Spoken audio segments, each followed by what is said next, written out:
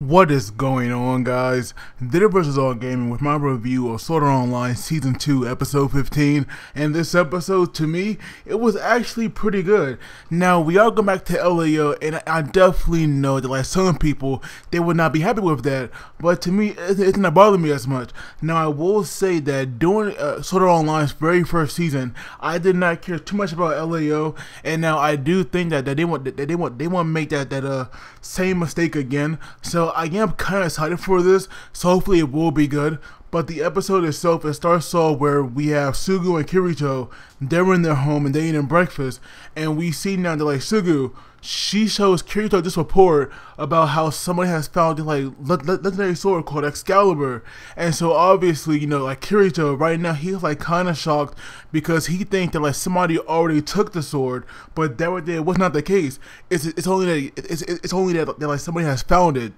And so we learn now that there was at one point where Kirito and Sugu, they were like doing this quest together, I guess, and we see now they came across this like humanoid tyrant, as they called it, and this tyrant, it was fighting against this like hybrid between a jellyfish and an elephant. And so Sugu, or Leifa, she had wanted to help out this like this creature against the tyrant. And so what they did, they had lured the tyrant to the water, and obviously, you know, a sea-like creature or an aquatic creature, they're much stronger in the water, and that right there was the tyrant's downfall. At the elephant jellyfish, it was able to finish it off pretty easily, you know, underwater. And so after that, they had befriended this creature, and I believe Leifa gave it the name Tonki or Toki. I believe it's Toki. And so after that, we see now that like that this creature Toki, it took them now to this like labyrinth in the sky, and we see now that like Kirito and Leifa, they were the very first ones to like find this sword, and Kirito was like definitely planning on, you know, like going to get it. And so obviously, with people now knowing about this sword, they would definitely, you know, want to be out there, you know, to get it. And so Kirito definitely, you know, want to be out there and get this sword, because Excalibur, as we all know, is a definite, you know, legendary weapon. And so now he was like planning on who to take with him, because obviously there's no way that like Kirito and Leifa can go there and get, you know, like this like awesome sword by themselves. And so Toki, it could carry 7 people. So Kirito, you know, like Kirito will plan to take like obviously Leifa, Klein, Asuna, Liz, that little girl Simika, I believe her name is, and that right there left one spot. And so we learn now that like Sinon, she has now left GGO, and she is now playing LAO, and so now, you know, they like want to invite her. And so now we see that when Kirito does contact Asuna, she was taking a bath, and obviously, you know, we definitely got the pamphlet with that scene. But we see now that Asuna, she is leaving soon, but she did want to see Kirito one final time. Now I have no idea why she's leaving, but I have a feeling that they will, you know, explain that. But we see that like she was free for today, and everybody else was free, so they all met in LAO. And so we see now that like that Sinon, she is now the exact same race as that little girl Simika. And so we see now that like she now this cat person, and we also learned that obviously she cannot use a gun anymore, and so she now an archer. And I also forgot that we did get into opening, and I gotta say this opening right here, I like it way more than the first one. That song right there is definitely catchy, and I probably will try to download the song, you know, at some point in the future. But you know that like after the opening, it's like it's obvious, you know, what's gonna happen, because like the opening, it does kind of spoil, you know, like a few things, or as I should say, it foreshadows, you know, a lot of things. So this arc right here, I'm not sure how long it might be. I don't know if it will take up, you know, the remainder of this series, but I will say I'm definitely, you know, looking forward to it. But now that they all met up, we have Klein here.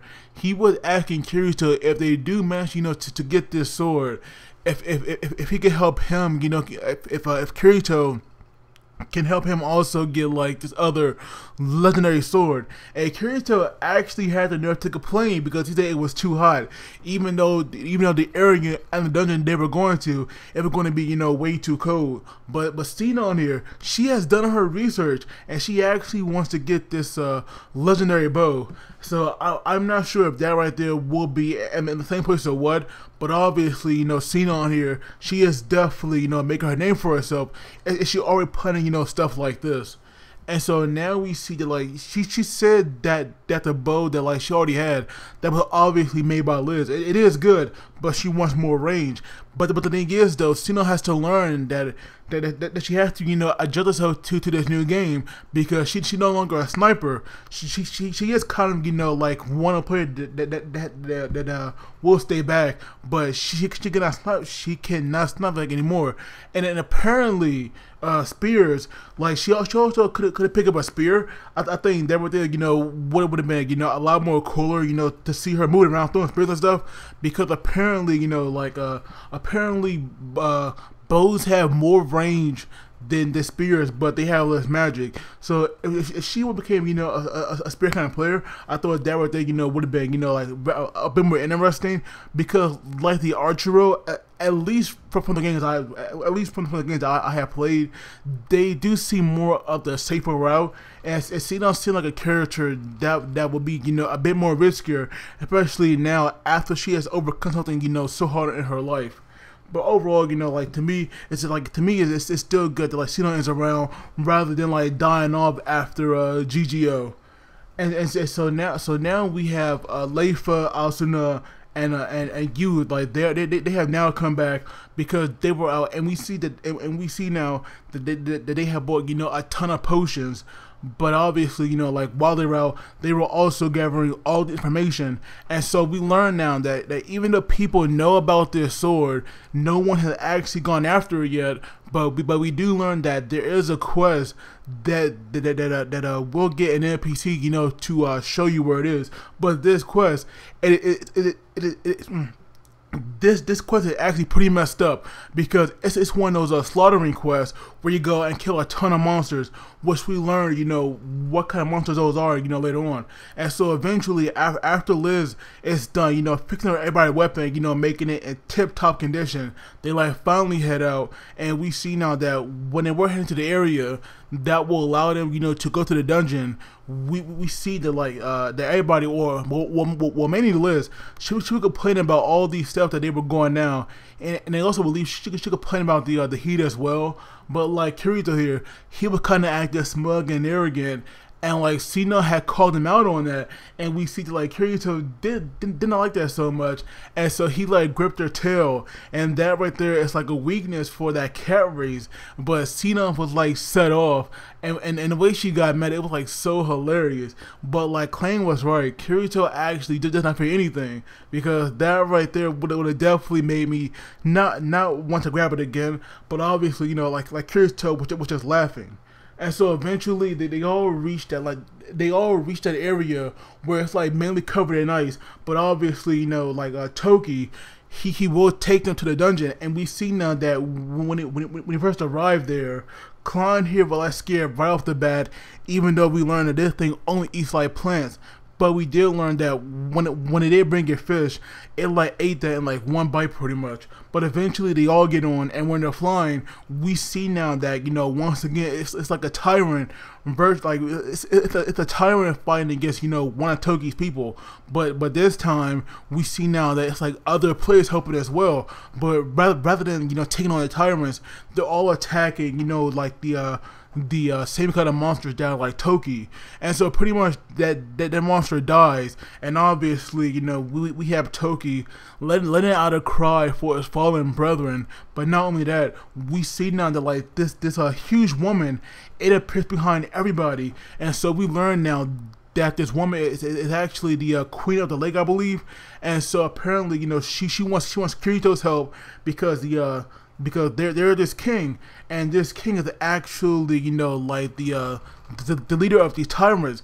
He's actually out there, and he's like tricking players to go out there and kill Toki's people, because he actually, you know, like wants this land. And eventually, you know, if if all these monsters like Toki die, then this queen right here and her sister, because she does have two of them, she said that, they will all lose their power. And so we learn now that this all started when this king, he actually threw Excalibur into this lake right in the center, and that right there, I believe you said it could cut off the deepest root of the world tree, because this land, it was not always covered in ice. It was at one point, you know, like covered in plants and life. But obviously, you know, like when this guy cut off the deepest root, that right there cut off this land, you know, this area from the nutrition, I guess, of the world tree, and that's why we see it in its condition today. And so this king now, you know, who at first doing this sword, and we see that like I would imagine that these tyrants, because these fraud giants, because that what that queen is, and I'm guessing that also her sisters are, you know, like when that root, you know, like with first cut, I would imagine that there were, you know, pulling out fraud giants as well, not just those three that we have, you know, still around. So I do wonder what happened to them, because she had never said what happened to, you know, to the rest of her people. She only brought up her two sisters. So that was like a definitely an interesting note.